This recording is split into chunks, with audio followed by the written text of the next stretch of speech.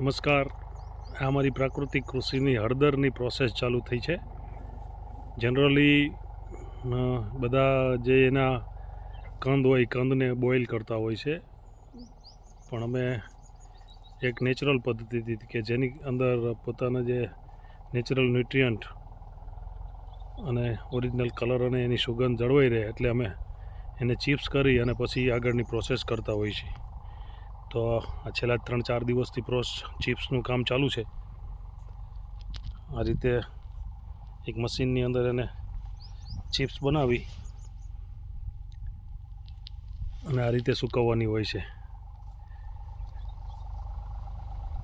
આગળ જે શરૂઆતમાં દેખાય છે એને આજે સમય થઈ ગયો છે એટલે એ હવે સુકાવવા ઉપર આવી છે. હવે એની સફાઈ, ગ્રેડિંગ ને પોલિશિંગ ને બધું થશે, પછી હવે પાવડરમાં જશે.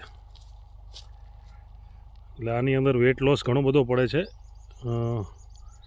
પણ ક્વોલિટી મેન્ટેન કરવા માટે કાંઈ પણ કરવું પડે અમે કરતા હોઈએ છીએ. કારણ કે જે બોઇલ કરતા હોય એની અંદર પૂરેપૂરું એને વજન મળતું હોય છે.